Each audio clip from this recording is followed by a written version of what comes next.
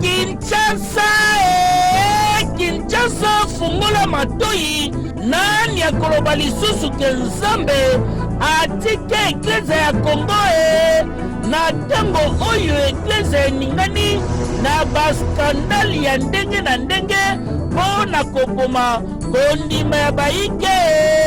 Nzambe lokola alalaka te atindeli République démocratique du Congo moponami na ye le révérend Paul Mukendi apôtre ya Québec na sango ya nguya mpona kokonsole mitema na bana na Nzambe yango wana. Du vendredi 22 au dimanche 24 avril 2022 tozali na yango na site de fête ya food market oyo ezomi na croisement ya baveni de Tuileries na Itaga à partir ya ngonga ya 15h. Le révérend Paul Mukendi mutu oyo Nzambe apesa charge ya kobundisa pe ya kolonga baesprit diabolique na siècle oyo tozali na yango akosala 15e édition ya conférence oyo babengi ne vous conformez pas au siècle présent. Et notre génération a ses propres défis, a ses propres problèmes. Et j'ai besoin, dis ce soir, que tu dois vaincre dans cette génération. Deko mobali, deko mosi, papa, maman, kozanga te. Nalobi kozanga te, po Nzambe akokita, po na kopikisa, babeli, kopombola, pe kokangola, bana na ye. Nalobi du 22 au 24 avril 2022 tozali na yango na site de fête food market oyo eswani na croisement baveni de Tuileries na Itaga na commune ya Kinshasa. Boya ebele na conférence oyo mpona koyoka pe komona ndenge Satana akosala twila musi ya zaza mpo oyo komona akobelela pe akobima ye moko na pomoi na bino bana na Nzambe oyo elonga te elonga ekeyo we. Merci Mbote Nabino Sika Bozali, Congolais des pères et de mères, Congolais des seuls côtés. La bande de Nyonso, le rôle à Jamal, le rôle à Bed Achour, la République démocratique du Congo comme seconde patrie pour la Bango, Topé Sibino Mbote. Lundi de Pâques, lundi de Pâques, ils ont fait tant que Zokola. Mais lundi de Pâques, vous avez souffert, samedi de Pâques, pasteur, il se permet de tout dire à la télévision, il se permet ce qui vaseline, ce qui zawadi, ce qui un groupe de gens qui se méconduisent, pasteur Paul Mukendi, ne vous conformez pas au siècle présent. Ma bateau pasteur Mukendi, pasteur Mukendi ne vous conformez pas au siècle présent. On a pasteur Nzoka. Pasteur, pasteur, vous comprenez le geste, pasteur. Pasteur Mukendi, Paul Mukendi. Deuxième édition, la conférence biblique, ne vous conformez pas au siècle présent. Et que ça, les Mawapi, et que ça, mon colonie, tout ça, le Bélangon, une émission, la mission, mon colonie, avec le directeur Ambroise, na PC Mbote. Mbote, Ndeko Trésor, Mbote, na Landigno, sur un plateau de vérité. C'est pédi mingi na maloba au Pessingai, na un plateau juste pour communiquer par rapport à. Il y a deuxième édition, il y a conférence biblique. Ne vous conformez pas au siècle présent. Et que ça, le 22, le 23 et le 24 avril. Donc, cette semaine déjà. Cette semaine. Okay. Hein? Donc, le 22, le 23 et le 24. 3 jours. Dans la salle, il y a Food Market. Vendredi, samedi et dimanche. Oui. Dans la salle, il y a Food Market. Sur Tuileries. À partir, il y a 16h. Okay. Donc, ça sera à partir de 16h. Donc, du 22 au 24 avril 2022. Dans la salle, il y a Food Market. Dans le croisement, il y a Itaga, Tuileries. Donc, et Sika, conférence publique, on est au Salé. La deuxième édition, il y a Liboso et Salemara déjà. Il y a Mibale et Zosalema. Pour Nanini, ne vous conformez pas au siècle présent. Ne vous formez pas au siècle présent. Pas. Oui, effectivement. Ils ont thème Oyo, Alobi, Kenzamba Pessie. Alobi, Nzamba Pessie, en gros, par rapport à un scandale, ils ont les cas. Mikolo na kati ya église parmi les chrétiens, parmi les pasteurs, parmi basali Nzambe, boyebi binomoko ba makambo ezoleka na internet sikoyo. Alors alobi ke nyonso wana eza parce que batu baza kolinga ko se conformer na mokili. Bazo linga ko se conformer na mokili. Basali Nzambe belé bazui mosali Nzambe neti végétarien comme la vedette. Le roi Moussou avait un masolo sur un pétage et autres. J'aurais appris qu'on a touché à sa femme. Effectivement. Alors c'est pour cela qu'il y a l'India Théa Batu qu'il ne faut pas qu'on se conformer dans le siècle présent. C'est difficile. Vous le savez que c'est difficile. Bon, et ça, message à lobby, message Nzamba Pessie. Docteur Paul Mukendi, bon, il est au Canada, et qui donc à lobby, il y a un message Nzamba Pessie. Et pour naïe, il y a un message au Ekozon qui s'abattu et pas en Zambé. Surtout Bassel en Zambé, pour que le scandale ici, le scandale est tellement ébélé. Au moins, Nicolo, yo, Bassel en Zambé, Bongo, Bazote à Lokuta, Bazote à prospérité, prophétie à Lokuta, Bamoussou, Babimisa, Babilo, comme Boye, pour Bazo a vu na YouTube, dans les réseaux sociaux, Azora a vu. Nous sommes les accords se conformer dans le siècle présent. Yango wana azako senga na ba chrétien à Kinshasa, ba chrétien à Congo, na batu mususu yo ba yamba lilobana noté, ba ya na conférence wana à partir il y a le 22, le 23 et le 24 na salle ya Food Market pour na kolanda matea wana tozana numéro de contact pour na batoyo baza kolinga kozwa ba précision eza 09999 5 fois 5 fois 57 33. Donc so bengi na numéro wana 09999 5 fois 57 33 kozwa ba précision par rapport à la conférence wana. Il y a Dr Paul Mukendi. Ne vous conformez pas au secret. Cette fois-ci, il y aura aussi sac de riz et sac de semoule. Bon, au moni, la fois passée. Au moni, eza ilo kweza na kati ya motema na ye. Akabola ki loso, semoule, ainsi de suite. Bato ebele ba liya équipe ba sepeli. Donc atiki yangote. Eza kaka na motema na ye. C'est pour cela que tu numéro ana pour na ba onyo so baza na ba précision, ba bengi a rejoindre précision. Donc atiki yangote zamba pesa ye bozui na maboko atali ki osani na mbongo. Azokabola moi mukenza mapesa e na ba oyo bazangi eloko kolia oyebi na Kinshasa kolia eza pasi eza luxe eza luxe donc ceux qui a monique ya ko kabola moi mukenza mapesa na ba oyo bazangi eza malamu. Prenez rendez-vous à partir du 22 jusqu'au 24 avril. Donc cette semaine Willery croisement Itagaga, salle de fête Food Market, Pasteur Paul, à partir à 16h, Pasteur Paul Mukendi à Kozalawana, APC numéro 9 5 fois et puis 57 33. Donc Bobenga numéro 1, directeur Ambroise, la mission Bengue directeur, il est directeur des informations à Congo Web, plateau Elengi, plateau Elengi. Il faut dire un coup de chapeau à la présidente. Félicitations à les boss des boss. Le président Gabriel Chabani, qui peut essayer ma félicitation pour aménager le plateau. Tout ça pour travailler dans ici comme Malamu.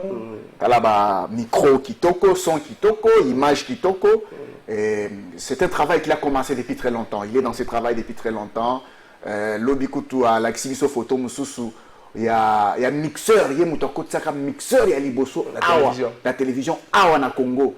Donc na monaka kutu ba mindele ya chaîne mususu na kotanga bango kombote mindele ba yaka po batala mixeur wana. Donc coup de chapeau à Chabani. Il se connaît dans ces domaines, il aime ses métiers, il aime les domaines.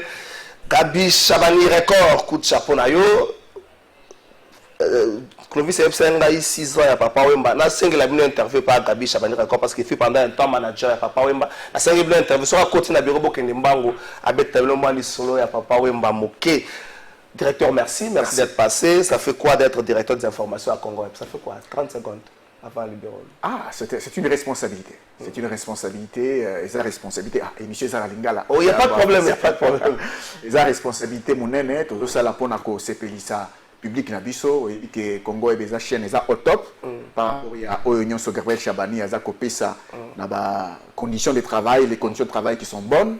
Et cette responsabilité qui nous a donné d'être directeur des informations, tout ça que ça là effort pour na ko CPLISA ba onyo so bazo dans journal la Congo. Merci directeur Ambroise Mamba la PC. Merci Francis Béa 365 jours, 35 actions, 35 réalisations. Tony Mwaba à la tête de l'EPST Tolanda.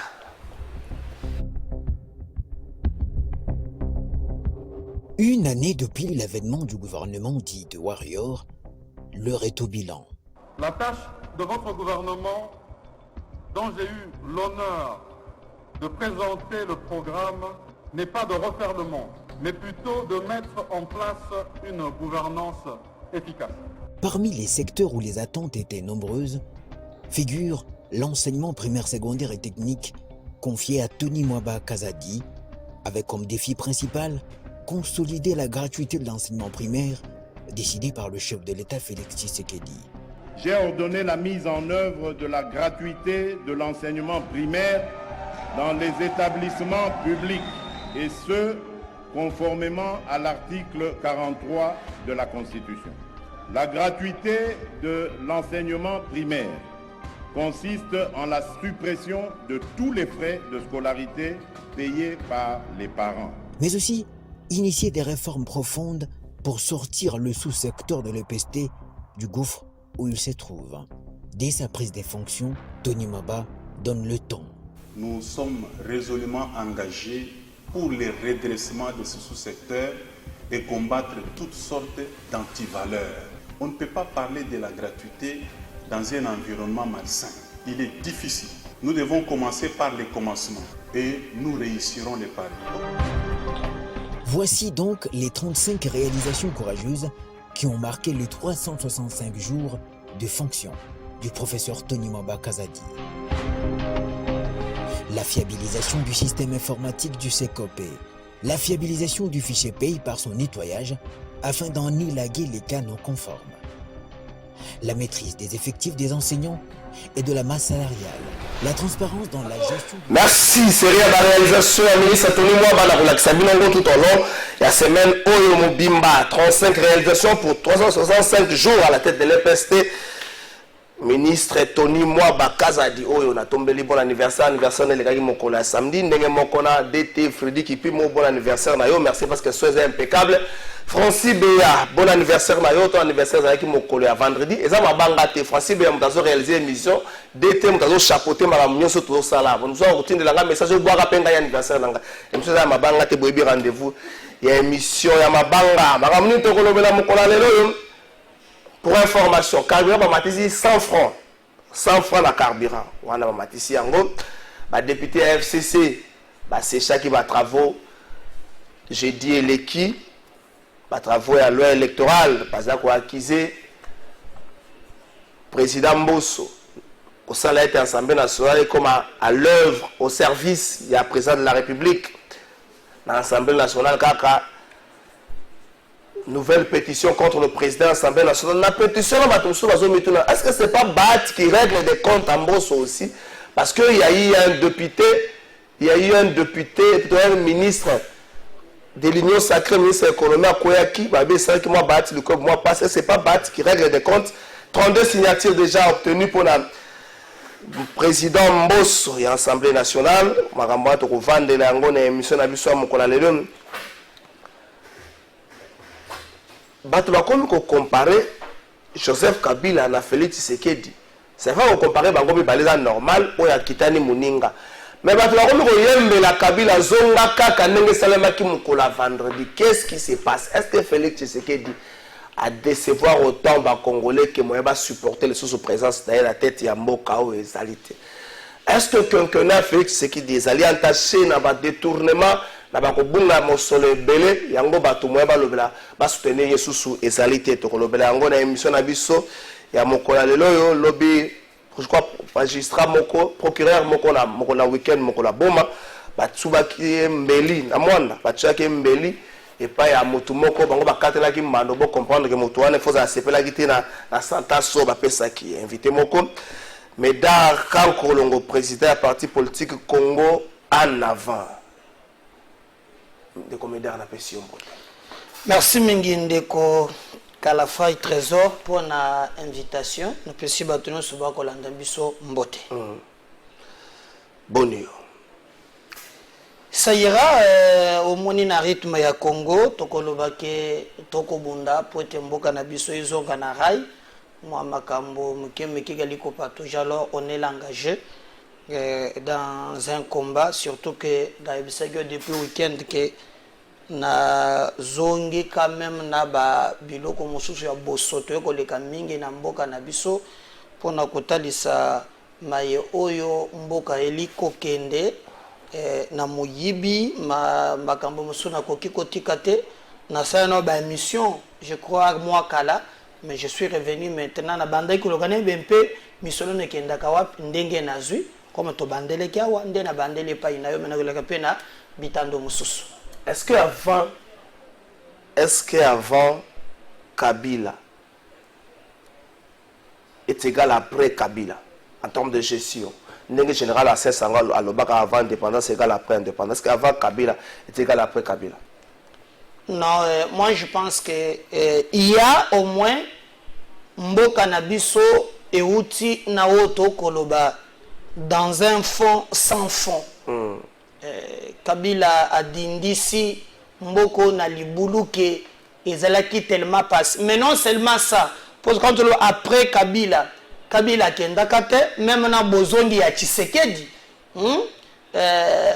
mbula mibale oyo basali pour tirer la scène mbula misatu mais mbula mibale basali kaka na Kabila parce que comment on a que c'est Kabila qui détenait 65% ba ministre, c'est Kabila vous avez un premier ministre donc au gros koloba avant toi après t'es pour azalaki kak.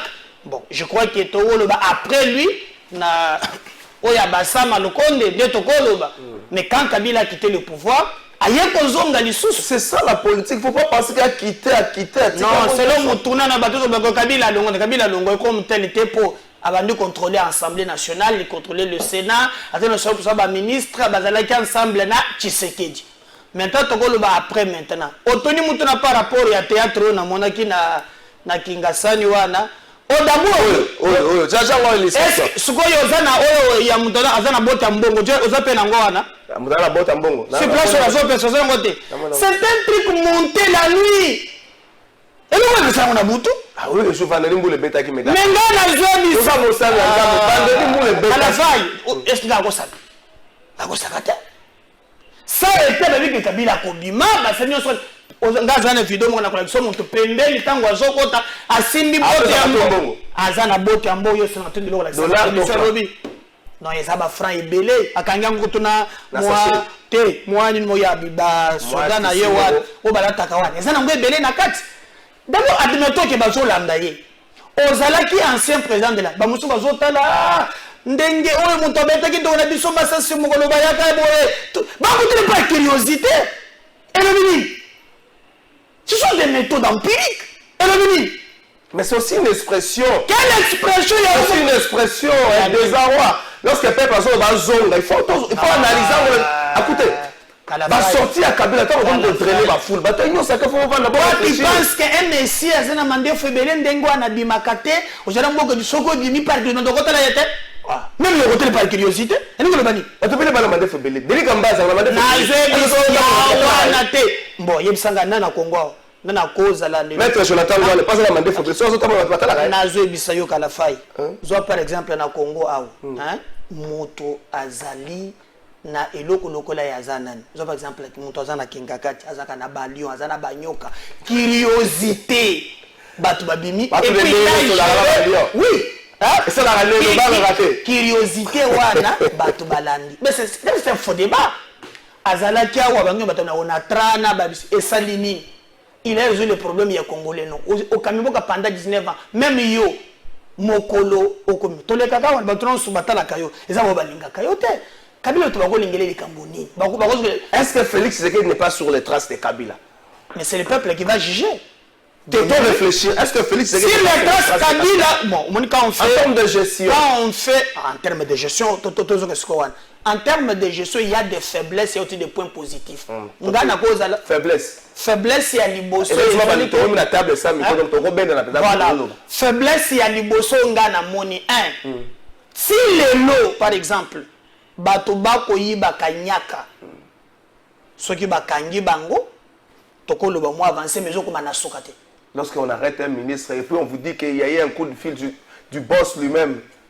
Yo le but du boss ngana zana ngote, yo zana ngana moni article moko bimaki. Voilà, mais ce qui est ça, ngana côté le melango. Comment ba ko kanga bat? Comment on a biso na bossa ni combo. Combo.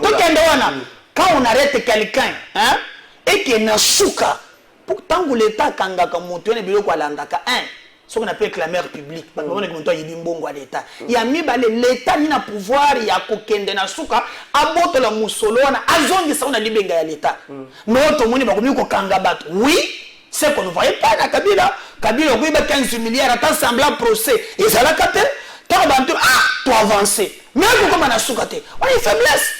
nakolinga ngo te nga le côté politique mpona wana te nakolinga ngo te ya mibale nakoki kopesa tosepelaki na IGF non nga na IGF epuinga nakotelaka IGF mingi mais bako nakomi kobeta mikolo okondima te comment ekomi ke bazwa baoyo batika bamosusu ekosalama ndenge nini?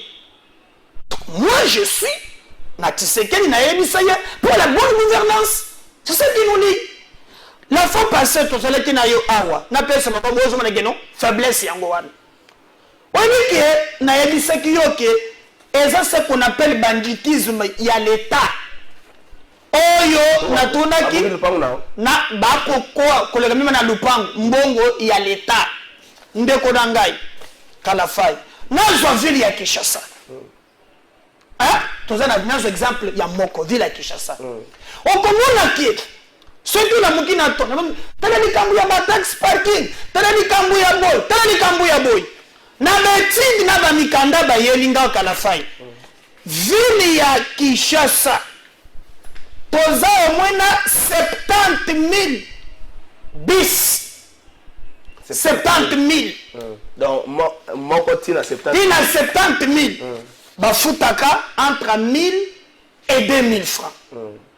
Ya mibale toza na batu ya moto kama ceux qui ont tali par exemple awa nazu ebele na précision pas na précision to ken sikoyo na oyo balobi mbongo bako futa na batu wana ya moto. Ceux qui ont tali par exemple na la réduction de compte ya 2020 bango moko na réduction balobi taxe stationnement parking public papa en ville de Kinshasa na ba moto ba pesi ke na montant na bango moko ekoki ko pesa $700,000 o bande ko moto ba futa oyo hotel de ville ye moko mais ça oyo te parce que le montant tant on a na bato na bandoko to soleli na bango baza au-delà même ça peut nous faire même au-delà de 1 million, 2 millions, même 5 millions de dollars. Lorsque ces gens ne sont pas identifiés, mais bango aux réduction des comptes na bango c'est pas la réduction des comptes à bango 700 000 babi 700 000 maintenant souvent comme on a que réalisation balobi $170,000 maintenant les comme les ake tango to landeli ce qu'on appelle ça pour mona ba élément voilà na otala par exemple ba pesi ngai versement ya mutu moko ba tiango na bango kotangela banki saba komona ba benga kango ba CP ba otala ba parking baza c'est l'hôtel de ville au-delà de 100 mona ya versement mokolo moko combien monter ça combien 85 150 non 800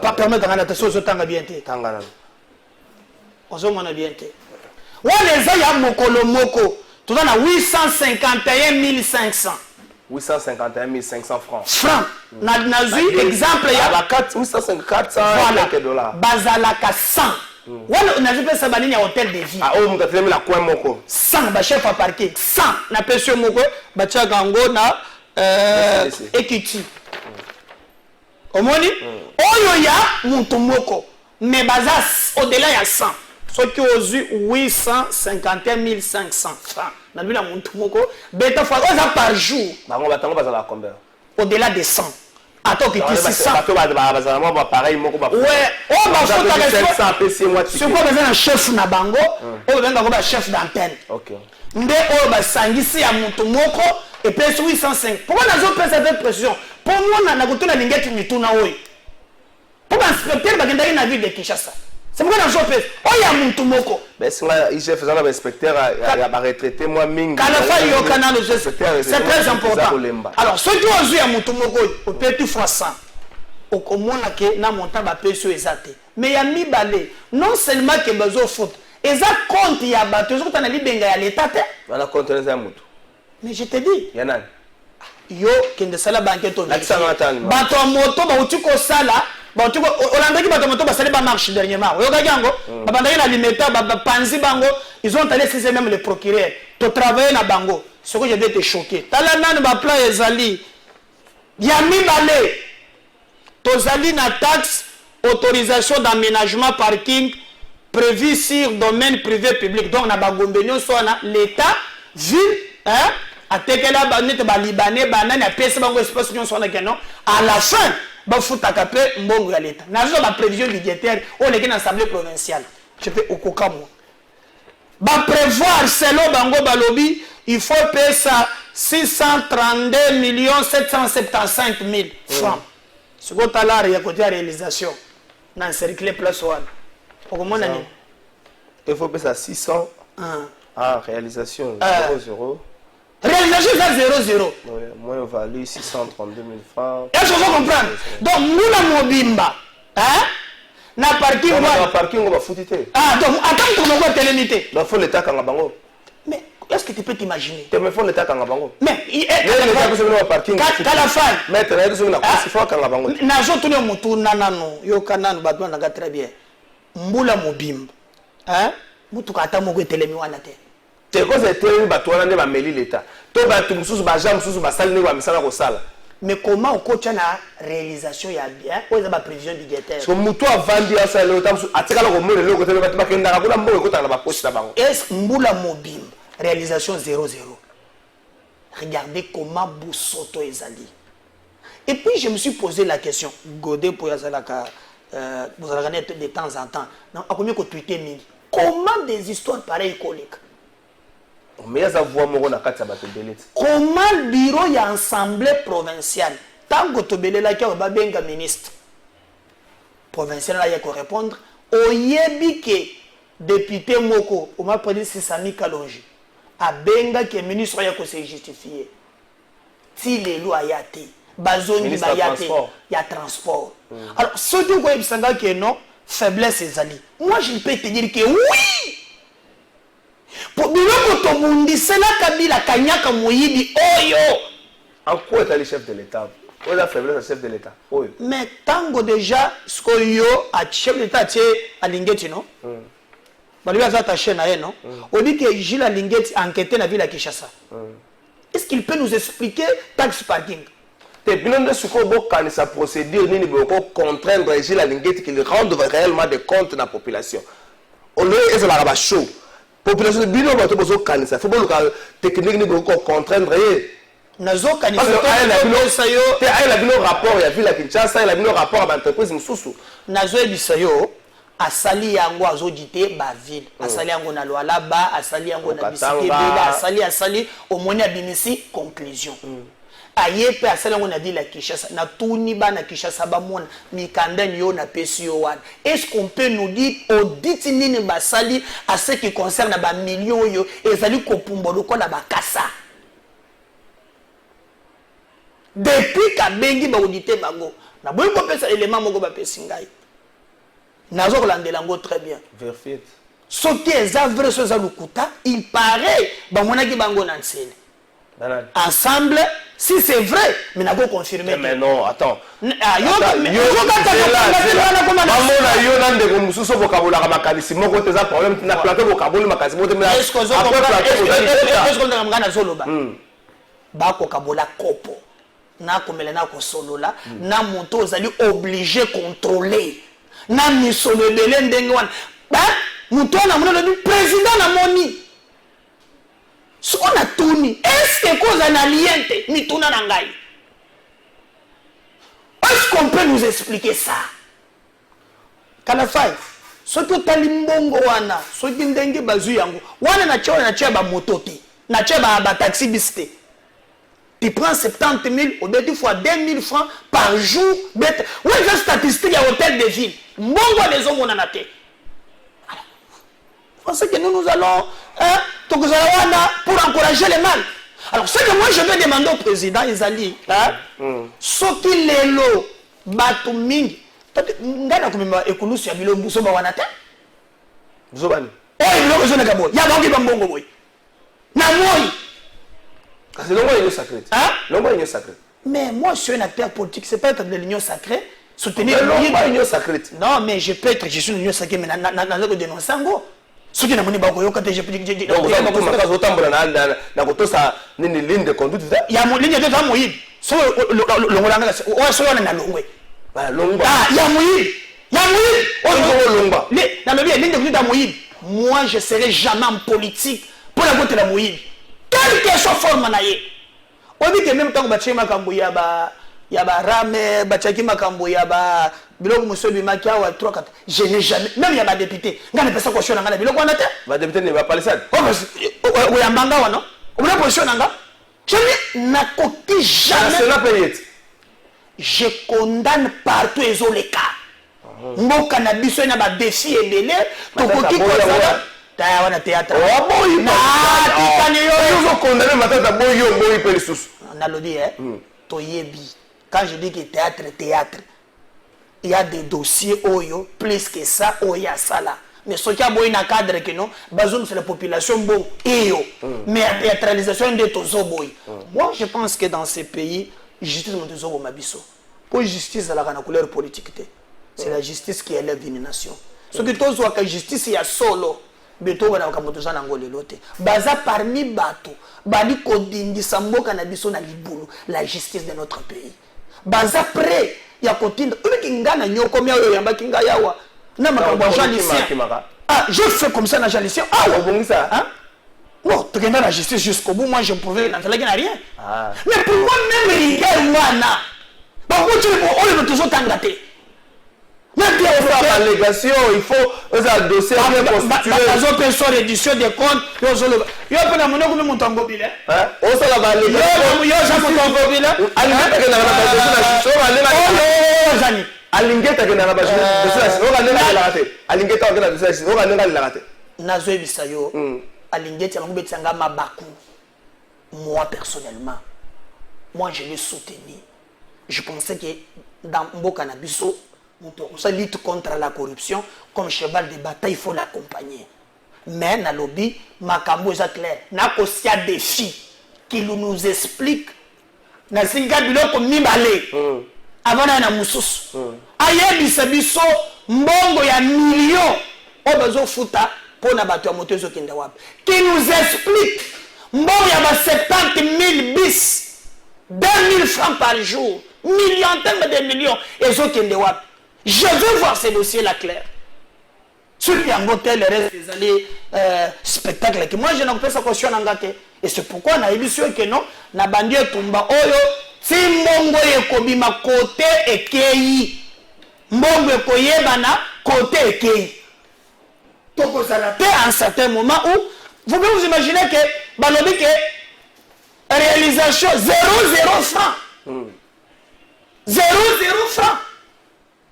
Tokonji mangote et tozo senga en entretemps je vois bazuzi batro suba kolanda bala de langote na soka pour makambo qui est très bien. Okomi na makanisa bato bazo ba union sacrée zali malamu te pona mboka le rwande ko Jonas alobi union sacrée za chance te pona mboka po ye na ngwa ko yiba ko bakisa ko kolisa la stratégie mso ko yiba. Les plateformes politiques hein na mboka na biso. Des fois, je raisonnais lobby, nazalaki na bandeko mosusu na Sangamamba. Je leur ai dit, mon analyse, tous ces gens, on a besoin de plateau, consort, chacun prêche, groupe politique au Yazali. Ce que l'andélé en réalité, à la fin, c'est pour flouer notre peuple. Au moins, Union Sacrée, FCC, la Mouka et consort, dans tous ces gestes-là, on a l'agenda na bango caché. Mais le plus important pour nous, ce n'est pas pour la biloko c'est de nous battre enfin que ngambu nyonso koki kozala mabe kotika la mabe yamba bato ba groupe politique au moins na groupe na bango leka mabe za la kateza kamala bango bazaka na malamu mais on bango comment jamais on comment monto zo ko non donc ce que tu es c'est le fanatisme donc ndoto za boy regardez même quand on parle de Kabila que bazobo mambok les gens ne venaient que défendre ça sur le plateau. Mais il y a des choses à taoza dans le groupe politique. On me dit que oh yo mamboka nanga il faut qu'on telemela yango. Mabe kotika la mabe ezalanga mu zo wuti. Lelo yo moko olanda on entend ba. On ma kamboko le kana na assemblée nationale non. Et comme oh ndeke tozo ke ni faut de dialogue. Les gens comme Yambula. Bonjour Ndeko Trésor. pourquoi congolais aza motema mabe lelo tokomi kolanda lisusu kabila oyo abomaki mboka lobi balandi ete eza bato bapesi mboka. Bonjour Trésor, sur le plan économique kabila aza bien makasi mpona na tangu ya kabila nzala ezalaka boye te. Bonjour ndeko Trésor, tokomi kolanda kabila lelo po pasi eleki mwana ya mboka abomi mboka, c'est Pablo Luki. Ndeko journaliste, bonjour, kolanda kabila eza problème na mboka oyo azalaka ex-président, tozala pe sérieux. Bonjour Trésor, pourquoi basali ya nzambe bazotika te pétage eza nini entre bango na posa ya kosambela esili ngai? Ndeko sambela mpona bango te, tika ba garçon wana baosala na ba jeune fille wana, tika bango na kata busoba na bango longo na kata l'église na bango so bosana okaza ko longo sambela mpona bango te. Tu pries pour ton âme, sambela mpona bango te. Parler du peuple comme solo. Parler baati alinga régler ba compte pe na mboso 32 signatures déjà baati stratégie ako luka ba sien partenaire na FCC pape nyango ba chauffer 132 signatures déjà pour na ko esa mboso baati stratégie supportant le ministre de l'économie ko tokena réciter total élément oyo la famille Tokwaulu na guerre mama Tokwaulu mama Bernard Tokwaulu mama Bernard Tokwaulu zalaka DG ya SNEL azaka moi si makasi pesa ma yele vraiment tenace. Famille eza koreproche ye koteka biloko tata tika balobi mama teka biloko nyonso mpe lopango moko etika la 13e rue mama alingi deja teka yango motaba oteka yango 4 millions 500 000 4 millions 600 000 mama asi deja 500 000 4 millions 100 000 etikali mwa makosamba mwa makelele ezali me mama keti na ngambo ya justice kote kuna ezoleka bolanda ndeko na ye moko atomboli mongongo. Merci pour la parole. Nakomekako expliquer un petit peu, comment dire, mot de la fin, to adresse nanga, na lingala, na ndenge na rokoka kosala. Donc, problème nabiso eza nini. Tozan a besoin, quand nabiso, ministre de la Justice, garde des Sceaux, na monsieur le président de la République, Antoine Félix Tshisekedi Tshilombo, bataille Nabiso, dossier Nabiso. Pour dossier Nabiso, dossier Moko, très simple en vérité. Mais tous comprendre Tepo Nanini depuis plus de 30 ans, tous la situation Moko Boye, Oyo, tous aussi Salikamangote alors que c'est très simple. Donc, tous la conclusion Nabiso, au Biso Moroto Yebi, mais ceux qui parlent batali, va comprendre mieux ce qui est en train de se passer et que vous allez bien pour na baye ba ndenge ni justice na biso ezo fonctionner ndenge makambo et les cara peut-être bang baye éviter. Donc problème na biso eza posa na biso ou besoin na biso demande na biso adresse na biso eza bongo. Mama Bodi Abial yum kavandi sikawana ndenge mama na bino siko awa na mkanda ndoko komi. C'est qu'au cours de sa gestion, notre sœur a aligné presque la totalité du patrimoine immobilier important laissé par notre défunt papa. Na oyo atekaki na kala, bino boswaki loko, bino le seul autre oyo boze kofanda, obana oyo mibenga bana mama nda boswaki loko te. Donc on vous dit la vérité, hein. Tout ce que l'on fait, tout ce qu'on dit là, ici aujourd'hui et maintenant, c'est que la vérité. Donc, pardon, exactement. Donc, la nina loba nini o nyonso tozo loba lelo na ndenge naza en face na bino eza vérité. Donc mutu nyonso o ayebi dossier na biso o ayebi makambo nyonso mutu moko te ako contredire ngai.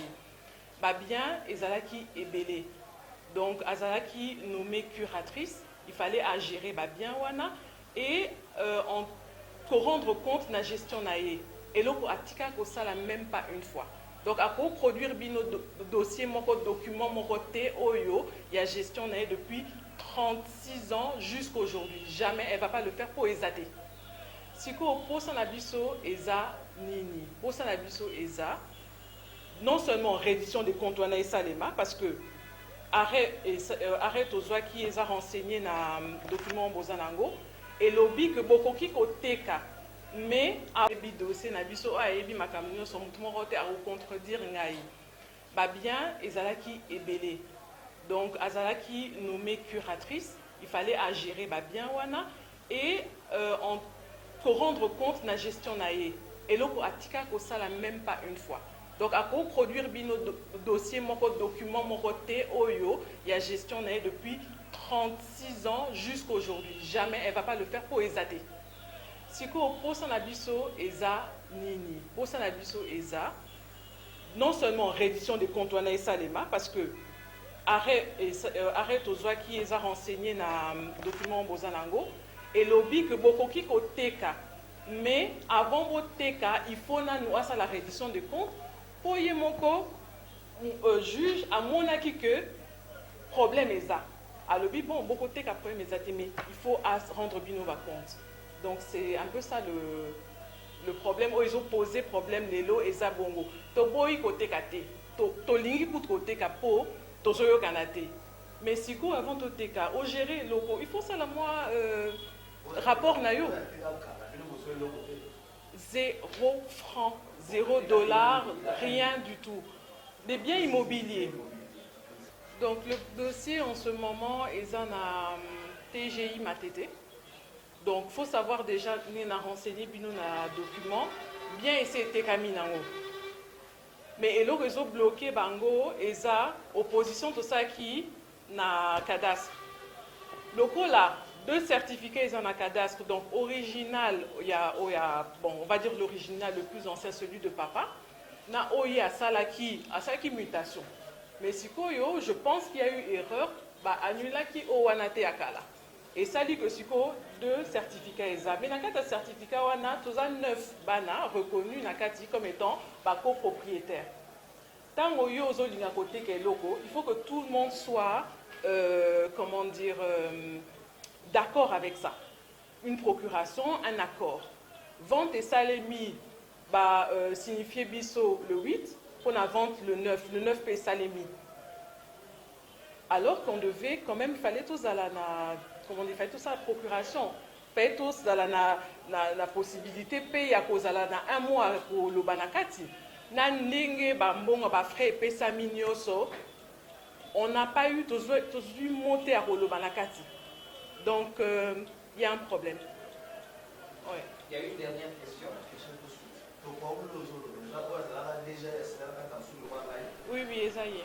Merci Francis Béa. Maurice Gigando pas commis. Nazo bois kaba. Tu sais pas tu passes na staff. Maurice Gigando a commis. DT Frédéric qui peut pas salir. Marambo ya makelele oyo tapage nocturne tapage diurne na Kinshasa ko sila mbula nini makambo. Mais le kambolo baki ya ensemble. Nazo zongla, nazo zongla na mutu na ngana zoloba. Bar moko eza na mama Mobutu abenga ngo Airways. Bar eza na mama Mobutu abenga ngo Airways. Bumesa monga fola série moko kangaka yango me bar wana ezali insupportable. Mais aussi le qui na venu Kasai. Na ebite. Samedi na tosalaki marche de santé na bato na ngaka la faille tokomi na gare centrale ngana le kaka sai kala bon ngana la quoi de plus na kopesa bilo tshela bato en plein centre ville na ba omoni ba flaminene salité leki nzela ezate apale William Boudouane mabulu ministre ya zéro trou yo folongwa comment les agani gisaro soki gisaro oza muto kolongola na gouvernement gentil kokosaka pe bato kini bopeto nazwi Kasai wana ozo mata dejerika moko eza wana namoni meme na bakive ya toilette bato basaleli baya babwaki wana tala fou je dis bien na Gombe en plein centre-ville na bilili yao na filmé okondimate bon je suis comme la balle à Kasai wana ngamu nyonso barumbu okonekela wapi okochalo kolo wapi soki bato bazana union sacrée Félix Tshisekedi na bato bako elikuta bako bomisa niyo na opinion elokote na sisa na mama Mobutu Airways donc zo beta musique va vite ndako zo ningana j'aurais appris que mukolo lango aza avocat monsieur l'avocat au moins oyebi que bato faut balala butu eza ya yote mais ziko zo beta na ba élément na yo N'importe na kati ambara on bien vérifier que 4 personnes et demi.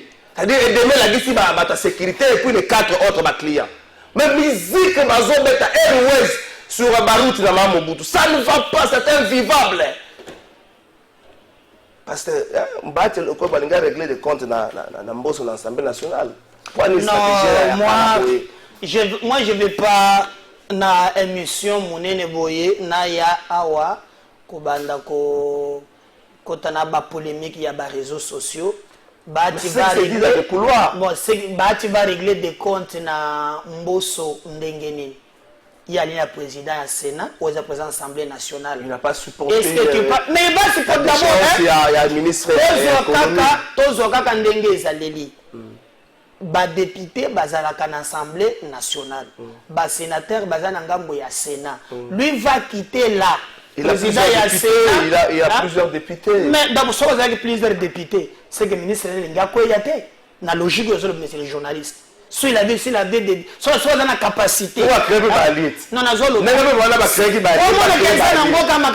réseaux sociaux soit qui a na force ndengo zolo bawan il pouvait que ça partout les moyens de lobby que ministre alinda ko yate soit qui ministre akoyi de que ata makambo ba ko eseli etilelo au moni que ça la clarté mais au moins au komona que et salami ndenge basali na assemblée wanza makambu ya lukuta eza makambu la pétition a dit déjà 132 signatures déjà signées mais il a mettre Papi Nyango abi 132 signatures déjà signées balobi pour na bango ko koisa to ko pousser président de l'Assemblée nationale dans démission et kozala sali pour na recevoir chambre basse ya mais eza makambu zolo kana niveau ya Assemblée nationale mbo kozala kana nini na chargé de communication au yambaka yao baya basa la communication batala ba greffe oyo bazali ko reprocher citoyen boso baya ngai na sina lobi na bango wake makamuso landaka batu par rapport à bakabatu balobaka mama oyo apparemment bambolukiye po atiki koloba ozo mona mère wana apparemment atiki koloba kolekele mikolo nyonso mboso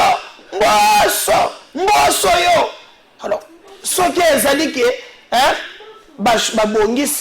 babongisi makambo na bango makambo de l'Assemblée nationale wana ezali mais c'est que moi je vais demander ezalate ba manœuvre dilatoire pour ne repousser élection parce que toyoki ke bandeko ya FCC bango balekaka na élection to bayiba kakaka oyebi ke balekaka na ndenga tricage maintenant bazo contrôler te ni seli ni cour conseil de bamesanaki bamoni kantre eza boni bango bakokufa raison pour laquelle bakomi koluka dialogue bakoba le pouvoir pour te bazonga ba retarder élection dialogue ezate Congo na va tout suite boya tu vas le bien en fait l'électoral déjà va député à FCC c'est ça qui va travaux c'est bango moi temps ti mercredi prochain c'est le temps baluka ndenge ni ba ramener bango na raison et d'ailleurs les gens disent que Makambo Kende Mabe, tout va autour d'une table entre nous Congo, tout ça partage, c'est tout comprendre un peu tout boy partage, tout ce qui va me carburant, tout n'a pas vital caméra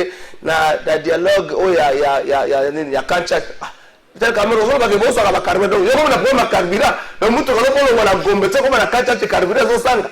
Tout ce qui va carburant mani, ici la ngote. Ce que bango ba ko carburant, pour yo kala fois ils ont congolais de moins que ce type là. Qui leur a donné le droit, nous faisons moi si na banana yo, 10 personnes en otage, ils doivent se décider sur nous, na ba couple ya muzoba, c'est bien, il leur appartient pas. Ya muzoba. Tu dois marcher bien na bangote. Makambo ya dialogue ya lité. Je suis président, je suis président d'un parti politique, je fais partie d'un batteur politique ya mboka oyo. Na quoi ça va congolais, ce pays n'appartient pas à ce type là. Le ballon no kotate. Na lobi ezate. Oh, ezate ndeni. Kalafa. Na quoi ça ko la tête, c'est la kobenga ngote. Oh. Tozo kende élection. Nanzelani. Nanzela seli.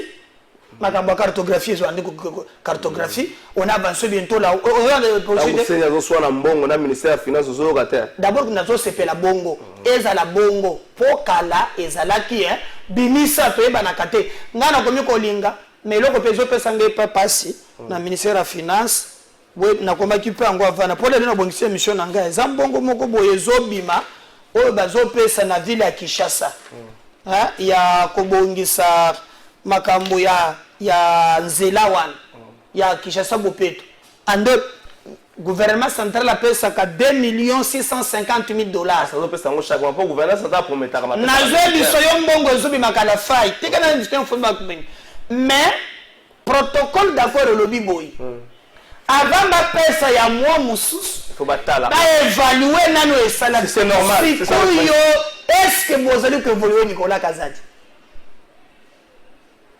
un la faille est-ce qu'on évalue 2,600,000 Bonjour Ndeko Trésor, maintenant quand Colombo est un menteur, oh papa c'est trop chargé, s'il dit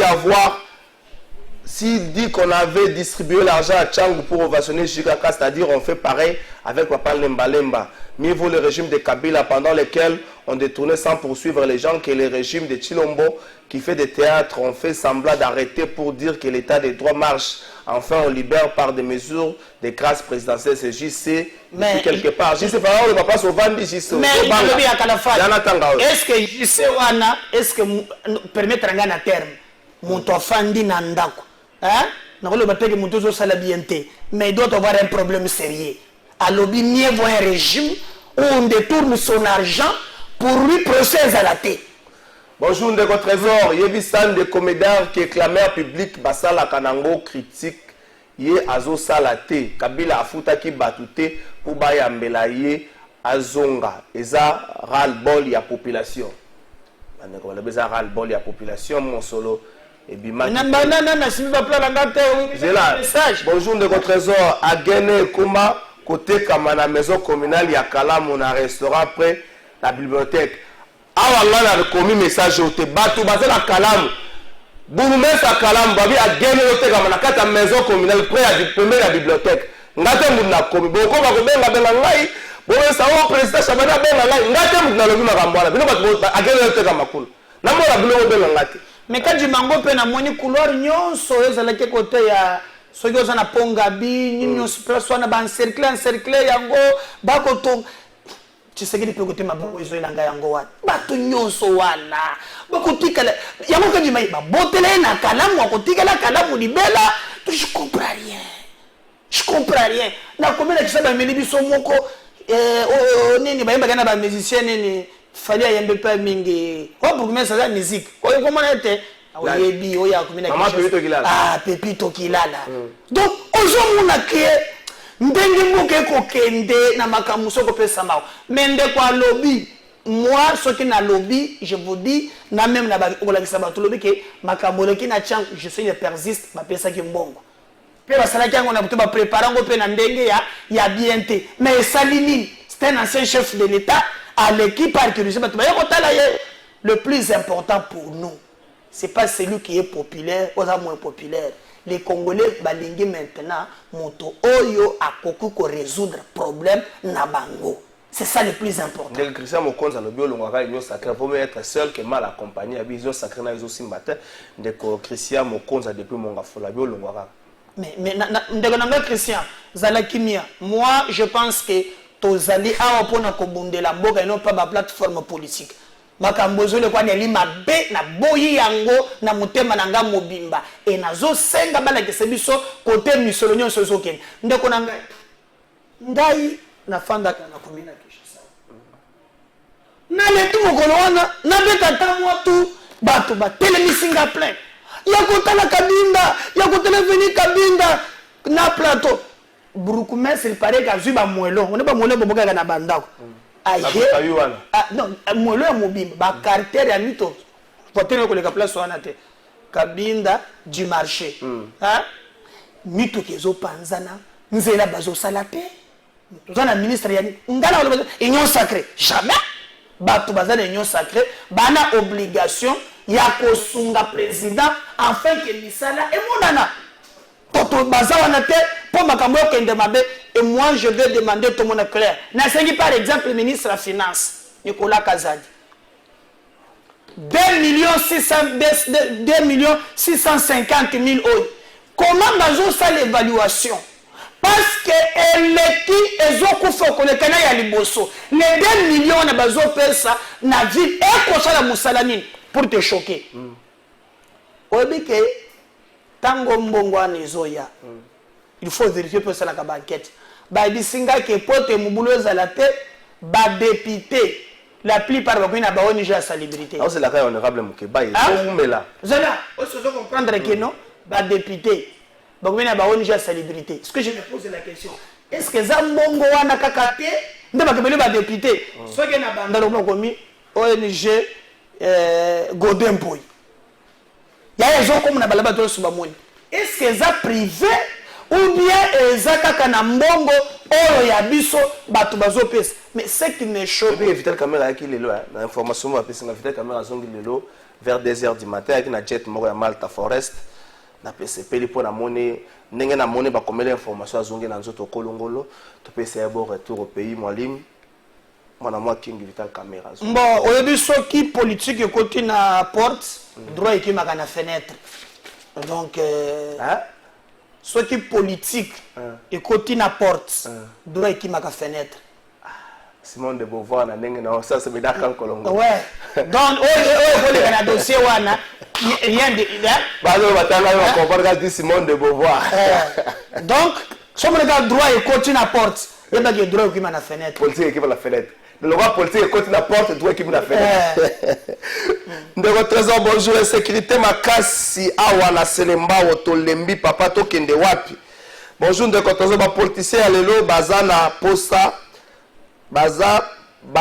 posa ya mboka te po volonté ya kobongisa mboka na biso ezate bonjour ndeko trésor biso peuple to komi na biso sima ya Kabila lelo po trop c'est trop bonjour papa trésor yebisa invité boye nyonso ezoleka eza koloba nzambe azana kanda pona bakonzi na biso oh bonjour ndeko trésor pourquoi Kinshasa ekomi négliger lelo cause eza nini po ba nouveau riche bakomi ebele de quoi notre gouvernement va changer mon colonini ba message tu lelo atundo de la pesa ya SNED okonji mango na moko atundo ka moko azaka pesa tu lelo est-ce que tu peux t'imaginer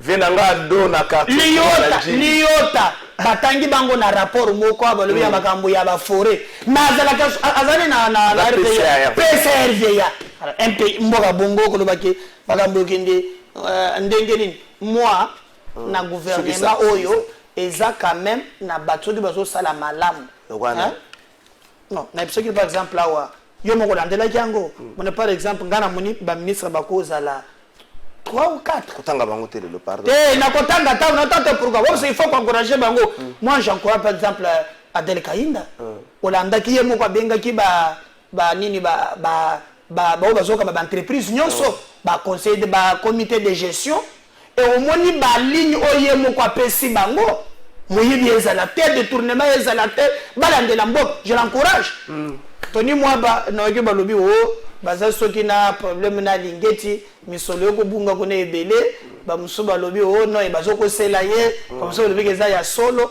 mais na moni la kisi ba réalisation na ye awa sozo sala bien courage sozo sala mabe juste sala musala nango ozomona na kozo o ya suka yeza o ya nzela gisaro o fa longwa remanyima ya mbango elongwa nzela mubulu mwete.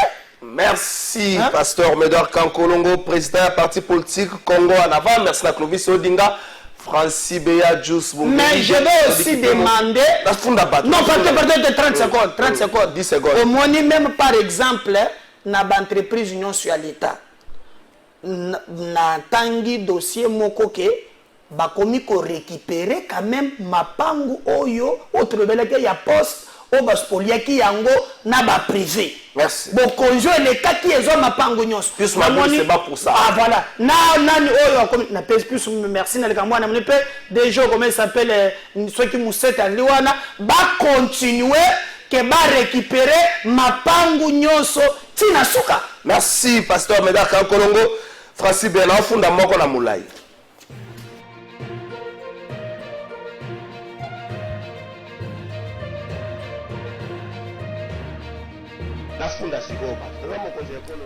Merci, tata mokonzi ekolo mwana afunda ka batwaye. kofunda ya lelo eza likambo moko ya libota moko oyo bazoka pasi baya kofunda pa ya tata po te ata la justice sala eza likambo ya libota ya Tokwaulu ya ambassadeur Tokwaulu bana batikali baya kofunda grande sœur na bango Bernadette Tokwaulu oyo azalaki déjà ya SNEL baya kofunde pona nini balobi non seulement zoteka mapango ya tata non seulement gérer moko pendant plus de 30 ans non seulement teka pe ya teka mais sikoyo oyo moko etikala lokola symbole ya famille alingi ya tekango mais azana mikanda te mais complicité ya ye na justice ndelo sala pasi ezala na ngambo ya tribunal de pêche je crois ce tribunal de commerce à Matete mais boyoka neza bien te mais justice azako appuyer ye famille ayebi te akolele pa nani yango balobi te to funda ngo pa tata mokonzi ya ekolo tango mosusu tata mokonzi ya ekolo akopesa mwa mbela likambo ezonga na ndenge alima pe makambo wana esila mama Bernadette Tokwaulu famille ezolela na kombo na yo balobi oyokisi famille pasi na kofunda ya suka tata mokonzi ya ekolo Kinshasa insécurité ezongi kulula na komi komitula bato bakendaka kanya makasi zibautaka wapi po kulula niveau ezengeli na zoyeba lisusu te kofunda le dossier